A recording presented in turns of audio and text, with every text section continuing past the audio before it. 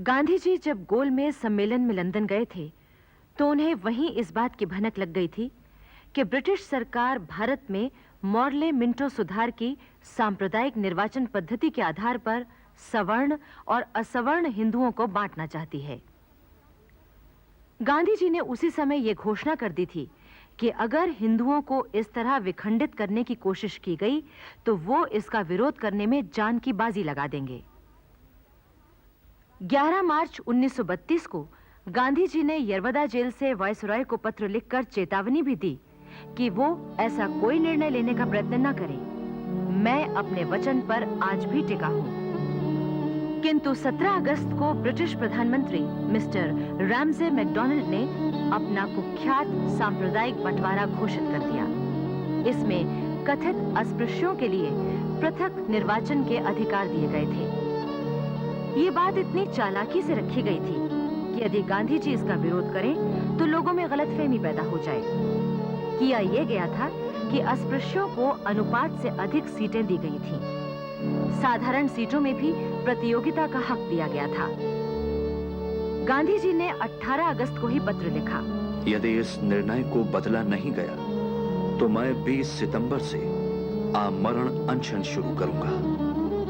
British सरकार ने गांधी जी के इस निश्चय से विचलित हुए बिना ही सारे देश में अनशन की बात का प्रचार कर दिया ताकि लोगों में गलतफहमी फैल जाए।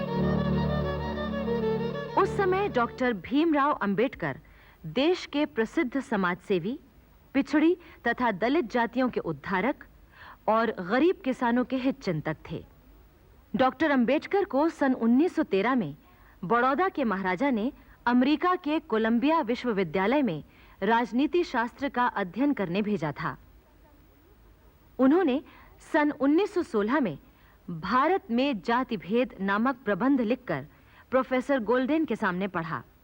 फिर उसी साल भारत की अर्थव्यवस्था पर एक प्रबंध लिखा जिस पर कोलंबिया विश्वविद्यालय ने उन्हें पीएचडी की डिग्री प्रदान की।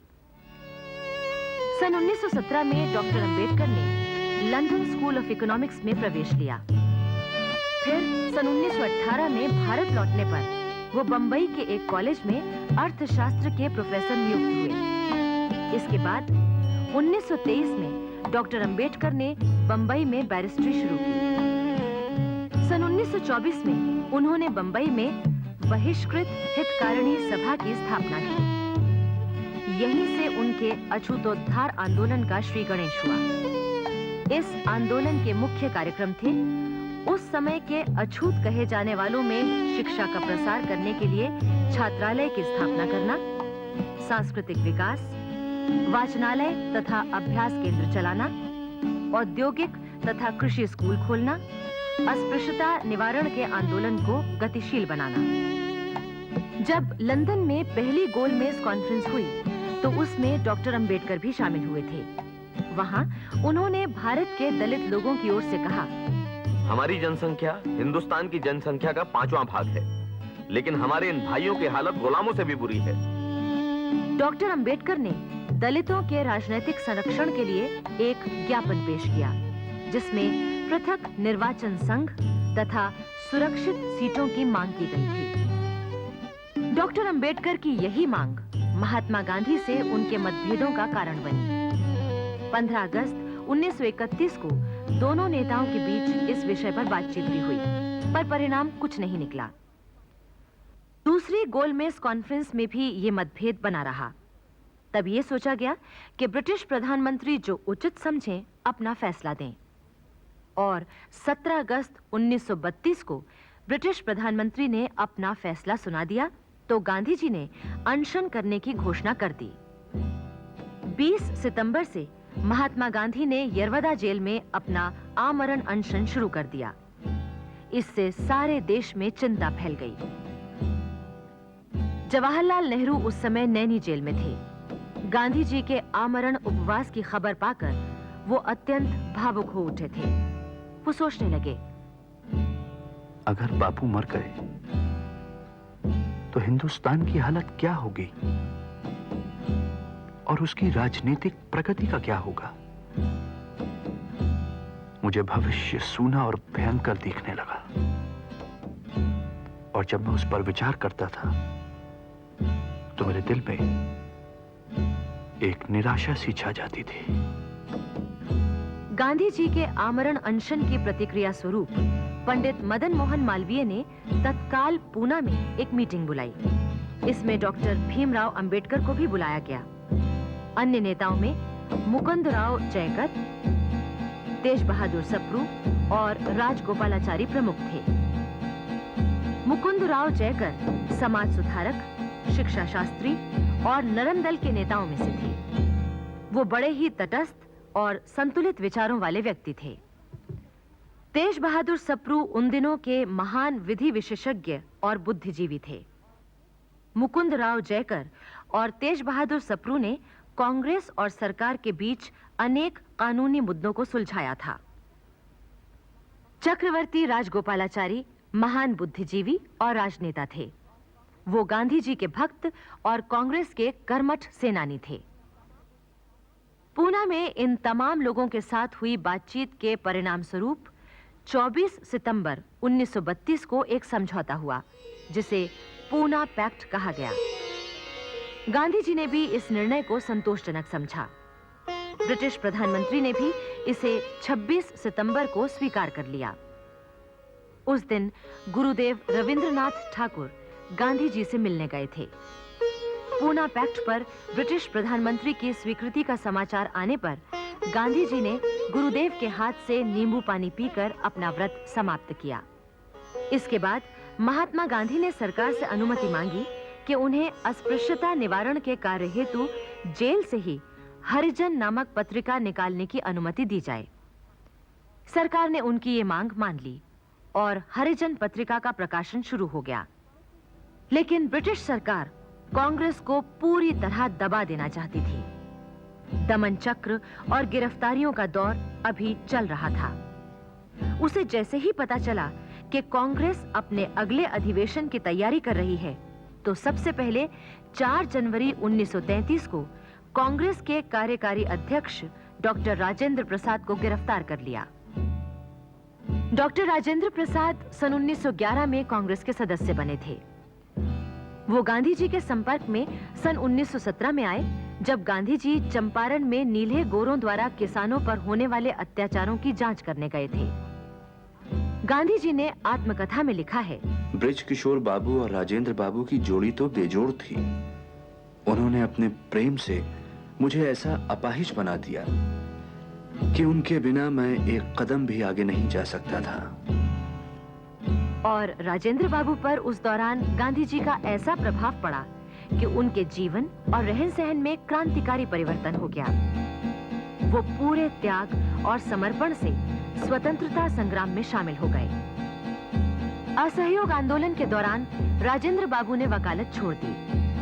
सन 1921 में राष्ट्रीय विद्यालय बिहार विद्यापीठ खोला, जिसका उद्घाटन गांधी जी ने किया था। सन 1922 में कांग्रेस अधिवेशन के बाद राजेंद्र बाबू कांग्रेस के महासचिव बने। इस दौरान वो कांग्रेस के रचनात्मक कार्यक्रमों का खूब प्रचार करते रहे। जब सन 1925 और 1927 में महात्मा गांधी ने बिहार का व्यापक दौरा किया, तो राजेंद्र बाबू उनके साथ रहे। जीरादेई गांव पहुंचने पर गांधी जी ने उसे राजेंद्र बाबू का जन्म स्थान होने के कारण तीर्थ स्थान कहा था। सन 1930 में नमक सत्याग्रह के दिनों में राजेंद्र बाबू बिहार कांग्रेस के अध्यक्ष थे। नमक सत्याग्रह के सिलसिले में जन जागरण लाने के लिए राजेंद्र बाबू ने अनेक स्थानों का दौरा किया, सभाएं की और सत्याग्रह के लिए लोगों को तैयार किया। नमक सत्याग्रह की घोषणा होते ही बिहार के अनेक स्थानों में हजारों लोगों ने सत्याग्रह में भाग लिया और बदले में ब्रिटिश सरकार ने उन पर लाठियां और गोलियां बरसाने में कोई कसर नहीं उठा रखी। भागलपुर जिले के वेहपुर नामक स्थान में पुलिस ने सत्याग्रहियों पर निर्दयता से लाठियां चलाईं। राजेंद्र बाबू और अन्य नेताओं ने इसका विरोध किया तो उन्हें भी पीटा गया। राजेंद्र बाबू तो जख्मी हो गए थे। इसके कुछ ही दिनों बाद उन्हें गिरफ्तार करके 6 महीने की सजा सुना दी गई। फिर सन 1932 में सत्याग्रह के दौरान राजेंद्र बाबू को गिरफ्तार किया गया। इस बार भी 6 महीने की सजा दी गई और उन्हें अभी जेल से छूटे 6 महीने हुए थे कि कांग्रेस का कार्यकारी अध्यक्ष होने के नाते एक बार फिर पकड़कर जेल में बंद कर दिया गया। लेकिन अप्रैल 1933 में कांग्रेस ने अपने निश्चय के अनुसार कलकत्ते में अधिवेशन की तैयारी शुरू कर दी। ये अधिवेशन चौरंगी और धर्मतल्ला के चौराहे पर आयोजित किया गया था, इसलिए इसे चौराहा अधिवेशन भी कहा गया। ब्रिटिश सरकार इस अधिवेशन को किसी भी कीमत पर नहीं होने देना चाहती थी। अधिवेशन के सभापति इस बार भी पंडित मदन मोहन मालवीय होने वाले थे। उन्हें आसनसोल में गिरफ्तार कर लिया गया। इतना ही नहीं, अधिवेशन में भाग लेने के लिए जो 2200 प्रतिनिधि देश के तमाम हिस्सों से आ रहे थे, उन्हें रेलों और बसों से जबरदस्ती उतारकर गिरफ्तार कर लिया गया। फिर भी करीब आधे प्रतिनिधि अधिवेशन में पहुंच गए और श्रीमती सेनगुप्ता के सभापतित्व में अधिवेशन शुरू हो गया।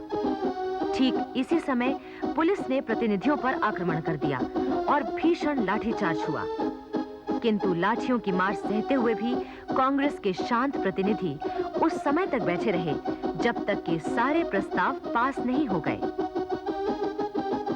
ये प्रस्ताव थे: सत्याग्रह आंदोलन को मजबूत बनाया जाए, विदेशी वस्त्रों के बॉयकॉट की अपील देशवासियों से की गई थी, गांधी जी को अनशन की सफलता के लिए बधाई दी गई थी और स्वराज्य के लिए कराची अधिवेशन में स्वीकृत प्रस्ताव के प्रति आस्था प्रकट की गई थी। पुलिस के दमन ने अधिवेशन में काफी गड़बड़ी फैला दी। तमाम प्रतिनिधियों और श्रीमती सेनगुप्ता को गिरफ्तार करके जेल भेज दिया गया। इतिहासकार लिखते हैं कि कांग्रेस का ये चौराहा अधिवेशन गिरफ्तारियों के लिए सदा याद किया जाएगा, क्योंकि ब्रिटिश सरकार ने भारत में आतंक फैलाने की पूरी कोशिश की और चाहा कि कांग्रेस छिन्न भिन्न हो जाए। 8 मई 1933 को गांधी जी ने आत्मशुद्धि और प्रायश्चित करने के लिए 21 दिन का उपवास शुरू किया। तब ब्रिटिश सरकार ने उन्हें ये कहकर जेल से छोड़ दिया कि उनका उपवास अस्पृश्यता निवारण के लिए है। जेल से छूटकर गांधी जी ने तुरंत एक वक्तव्य जारी किया कि सविनय अवज्ञा आंदोलन अस्थायी रूप से बंद कर दिया जाए। इस पर देश भर में लोगों ने गांधी जी के इस निर्णय पर असंतोष जाहिर किया। क्रांति दल के नेता और कांग्रेसी नेता दोनों ही गांधी जी के इस फैसले पर नाराज हुए। उस समय वल्लभ भाई पटेल के बड़े भाई विट्ठल भाई पटेल आंदोलन स्थगित करने के विरोध में एक संयुक्त वक्तव्य जारी करके कहा था, गांधी जी ने तो सत्याग्रह स्थगित कर दिया। ये एक तरह से इस बात को सिद्ध करती है कि वे नेतृत्व तो नहीं कर सकते। हम लोग इस निश्चित मत पर पहुंच चुके हैं कि एक राजनीतिक नेता के रूप में गांधी जी विफल रहे हैं। समय आ गया है कि कांग्रेस को एक नए सिद्धांत पर संगठित किया जाए। इसके लिए एक नए तरीके तथा एक नए नेता का उद्भव जरूरी है। गांधी जी ने सरकार से यह भी कहा, वे इस आंदोलन को स्थगित कर सकते हैं, किंतु शर्त यह है कि राजेंद्र प्रसाद, वल्लभ भाई पटेल, जवाहरलाल नेहरू, मदन मोहन मालवीय, खान अब्दुल गफ्फार खान आदि प्रमुख नेताओं को छोड़ दिया जाए। किंतु सरकार ने गांधी जी की ये अपील ठुकरा दी। धीरे धीरे सविनय अवज्ञा आंदोलन एक तरह से समाप्त हो गया। उस समय कांग्रेस के अध्यक्ष पद पर MS अणे काम कर रहे थे। उन्होंने पूना में प्रमुख नेताओं का एक सम्मेलन बुलाया और यह तय हुआ कि सार्वजनिक रूप से सत्याग्रह न किया जाए। हाँ, गांधी जी ने यह अनुमति दे दी है कि यदि कोई चाहे तो व्यक्तिगत सत्याग्रह कर सकता है। इधर गांधी जी ने फिर लॉर्ड विलिंगडन से बातचीत करने का प्रयत्न किया, पर लॉर्ड विलिंगडन इसके लिए तैयार नहीं हुए। तब गांधी जी ने व्यक्तिगत सत्याग्रह 1 अगस्त से शुरू करने की घोषणा कर दी। उन्होंने साबरमती आश्रम भंग कर दिया और आश्रम वासियों से कहा, आप सब कुछ होम करके व्यक्तिगत सत्याग्रह के लिए तैयार हो जाएं।